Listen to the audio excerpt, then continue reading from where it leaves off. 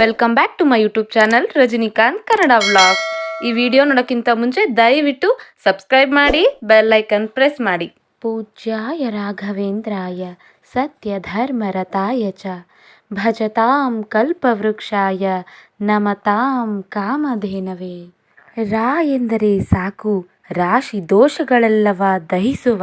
ಘ ಎಂದರೆ ಸಾಕು ಘನ ಜ್ಞಾನ ಭಕುತಿ ಇವ. ವೇಮ್ ಎಂದರೆ ಸಾಕು ವೇಗದಿ ಜನನ ಮರಣ ದೂರ. ದ್ರಾ ಎಂದರೆ ಸಾಕು ದ್ರವಿಣಾರ್ಥ ಶ್ರುತಿಪಾದ್ಯನ ಕಾಂಬ.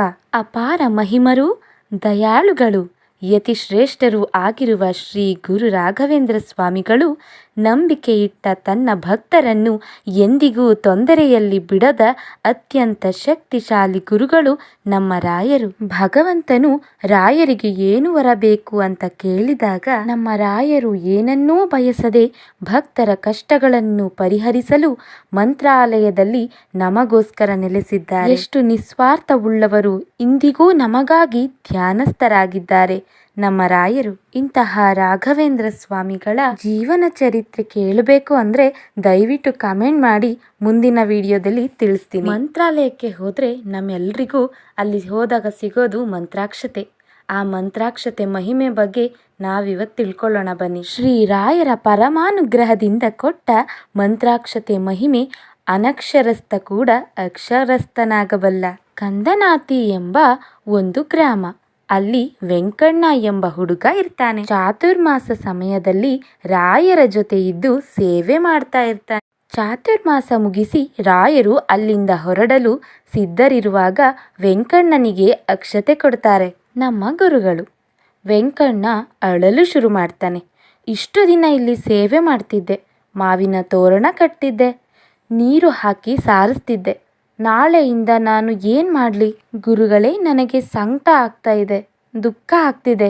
ನನ್ನನ್ನು ನಿಮ್ಮ ಜೊತೆ ಕರ್ಕೊಂಡು ಹೋಗಿ, ನಿಮ್ಮ ಜೊತೆ ನಾನು ಬರ್ತೀನಿ ಅಂತ ವೆಂಕಣ್ಣ ತುಂಬ ಗೋಳಾಡ್ತಿರ್ತಾನೆ. ಇಲ್ಲ ವೆಂಕಣ್ಣ, ನಿನಗೆ ಬೇರೆ ಯೋಗವೇ ಇದೆ, ನೀನು ಇಲ್ಲೇ ಇರು, ದೇವರು ಅನುಗ್ರಹ ಮಾಡ್ತಾನೆ ಅಂತ ಹೇಳ್ತಾರೆ ನಮ್ಮ ರಾಯರು. ಅದಕ್ಕೆ ಪ್ರತಿಯಾಗಿ ವೆಂಕಣ್ಣ ಹೇಳ್ತಾರೆ, ನನಗೆ ಯಾರೂ ಇಲ್ಲ ಗುರುಗಳೇ, ಎಲ್ಲರೂ ನನ್ನನ್ನು ಕೇವಲವಾಗಿ ಕಾಣ್ತಾರೆ, ನಿಷ್ಪ್ರಯೋಜಕ ಅಂತಾರೆ, ಗುಂಡ ಅಂತಾರೆ, ಮುಟ್ಟಾಳ ಅಂತಾರೆ, ನನ್ನ ಹತ್ತಿರನೇ ಕೆಲಸ ಮಾಡಿಸ್ಕೋತಾರೆ, ಕೊನೆಗೆ ನನ್ನೇ ಬೈತಾರೆ.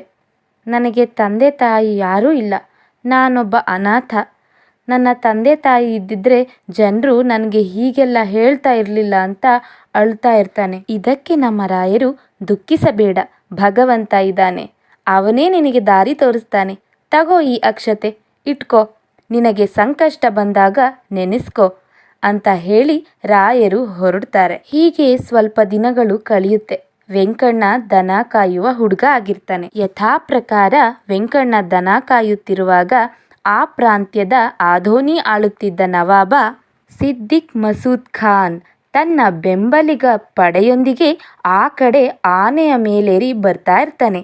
ಈ ಭಾಗಕ್ಕೆ ಬರುವಷ್ಟರಲ್ಲಿ ಸಂದೇಶಕಾರರು ಸಂದೇಶ ತಲುಪಿಸ್ತಾರೆ. ಆದರೆ ರಾಜನಿಗೆ ಅದು ಅರ್ಥವಾಗೋದಿಲ್ಲ. ಕಾರಣ ಅದು ಸ್ಥಳೀಯ ಭಾಷೆಯಲ್ಲಿರುತ್ತೆ, ಅಂದರೆ ಕನ್ನಡವಾಗಿರುತ್ತೆ. ಆ ಭಾಷೆ ಅಲ್ಲಿರೋರ್ಗೆ ಯಾರಿಗೂ ಗೊತ್ತಿರಲ್ಲ, ಯಾಕಂದರೆ ಅವರ ಭಾಷೆ ಉರ್ದು ಆಗಿರುತ್ತೆ. ಅಲ್ಲೇ ದೂರದಲ್ಲಿ ಕೊಳಲನ್ನು ಊದುತ್ತಾ ಕೀರ್ತನೆಗಳನ್ನು ಹಾಡುತ್ತಾ ಕುಳಿತಿದ್ದ ವೆಂಕಣ್ಣನನ್ನು ಕರೆದು ಓದುವಂತೆ ಸೂಚಿಸುತ್ತಾನೆ ನವಾಬ.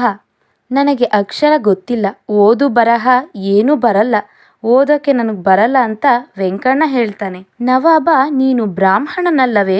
ನೋಡೋದಕ್ಕೆ ಬ್ರಾಹ್ಮಣನ ಥರ ಕಾಣ್ತಿದೀಯಾ ಅಂತ ಕೇಳ್ತಾನೆ. ಹೌದು, ನಾನು ಬ್ರಾಹ್ಮಣನೇ, ಆದರೆ ನನಗೆ ಓದು ಬರಹ ಬರೋದಿಲ್ಲ ಅಂತ ವೆಂಕಣ್ಣ ಹೇಳ್ತಾನೆ. ಸಿಟ್ಟಾದ ನವಾಬ, ಬ್ರಾಹ್ಮಣನಾಗಿ ಓದು ಬರಹ ಬರಲ್ಲ ಅಂತ ಸುಳ್ಳು ಹೇಳ್ತಿದೀಯ ಅಂತ ಹೇಳಿ, ನೀನು ಇವಾಗ ಓದಲಿಲ್ಲ ಅಂದರೆ ನಿನ್ನನ್ನು ಈ ಆನೆಯ ಕಾಲಿನ ಕೆಳಗೆ ತುಳಿಸಿ ನಿನ್ನ ತಲೆದಂಡ ಮಾಡ್ತೀನಿ ಅಂತ ಆದೇಶ ಹೊರಡಿಸ್ತಾನೆ. ವೆಂಕಣ್ಣ ಗಾಬರಿಗೊಳ್ತಾನೆ. ಅವನಿಗೆ ಏನು ಹೇಳಬೇಕು, ಏನು ಮಾತಾಡಬೇಕು ಅಂತ ತೋಚಲ್ಲ. ಗಡಗಡ ಅಂತ ನಡುಗ್ತಿರುವಾಗ ರಾಯರು ಹೇಳಿದ ಮಾತು ನೆನಪಾಗುತ್ತೆ. ತಕ್ಷಣವೇ ರಾಯರು ಕೊಟ್ಟ ಮಂತ್ರಾಕ್ಷತೆ ಹಿಡಿದು ರಾಘವೇಂದ್ರ ರಾಘವೇಂದ್ರ ಎಂದು ರಾಯರನ್ನು ನೆನೆಯುತ್ತಾನೆ. ಅನಕ್ಷರಸ್ಥ ವೆಂಕಣ್ಣನ ನಾಲಿಗೆ ಮೇಲೆ ಸರಸ್ವತಿ ಹರಿಯುತ್ತಾಳೆ. ಪತ್ರವನ್ನು ಸರಾಗವಾಗಿ ಓದುತ್ತಾನೆ ವೆಂಕಣ್ಣ.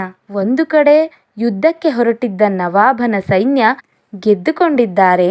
ಇನ್ನೊಂದು ಕಡೆ ನವಾಬನಿಗೆ ಗಂಡು ಮಗು ಜನನವಾಗಿರುತ್ತೆ, ಆರೋಗ್ಯವಾಗಿದೆ ಎಂಬ ಎರಡು ಸಿಹಿ ಸುದ್ದಿ ಕೇಳಿದ ನವಾಬ ಸಂದೇಶ ಓದಿದ ವೆಂಕಣ್ಣನಿಗೆ ಬಹುಮಾನವನ್ನು ಕೊಡ್ತಾನೆ. ತನ್ನ ದಿವಾನನಾಗಿ ಮಾಡಿಕೊಳ್ತಾನೆ, ತನ್ನ ಆಸ್ಥಾನದಲ್ಲೇ ಇಟ್ಕೊಳ್ತಾನೆ. ಹೀಗೆ ರಾಯರು ಅಂದುಕೊಟ್ಟ ಆ ಮಂತ್ರಾಕ್ಷತೆ ಅವನಿಗೆ ಸಂಕಷ್ಟ ಕಾಲದಲ್ಲಿ ಅನಕ್ಷರಸ್ಥನಾಗಿದ್ದರೂ ಅಕ್ಷರಸ್ಥನನ್ನಾಗಿ ಮಾಡಿಕೊಡ್ತು. ಹೀಗೆ ನಂಬಿದವರನ್ನ ಯಾವತ್ತೂ ಕೈ ಬಿಡಲ್ಲ ನಮ್ಮ ರಾಯರು. ಎಷ್ಟು ಸೇವೆ ಮಾಡಿದ್ರೂ ಫಲವೇ ಸಿಗ್ತಿಲ್ಲ ಅಂತ ಚಿಂತಿಸಬೇಡಿ. ಕೆಲವೊಮ್ಮೆ ರಾಯರು ತಡವಾಗಿ ಅನುಗ್ರಹ ಮಾಡ್ತಾರೆ, ಆದರೆ ಖಂಡಿತ ಅನುಗ್ರಹ ಮಾಡಿಯೇ ಮಾಡ್ತಾರೆ. ಪ್ರಯತ್ನವಿರಲಿ, ಜೊತೆಗೆ ರಾಯರ ಮೇಲೆ ನಂಬಿಕೆ ಇರಲಿ, ಖಂಡಿತ ನಿಮ್ಮ ಇಷ್ಟಾರ್ಥ ಸಿದ್ಧಿಯಾಗೇ ಆಗುತ್ತೆ. ಈ ವಿಡಿಯೋ ನಿಮಗೆ ಇಷ್ಟ ಆಗಿದ್ರೆ ಲೈಕ್ ಮಾಡಿ, ಶೇರ್ ಮಾಡಿ, ಕಮೆಂಟ್ ಮಾಡಿ, ಸಬ್ಸ್ಕ್ರೈಬ್ ಆಗಿ ಅಂತ ಹೇಳ್ತಾ ಈ ವಿಡಿಯೋನ ಮುಗಿಸ್ತಾ ಇದ್ದೀನಿ. ಗುರುಭ್ಯೋ ನಮಃ. ಸರ್ವಂ ಶ್ರೀಕೃಷ್ಣಾರ್ಪಣಮಸ್ತು.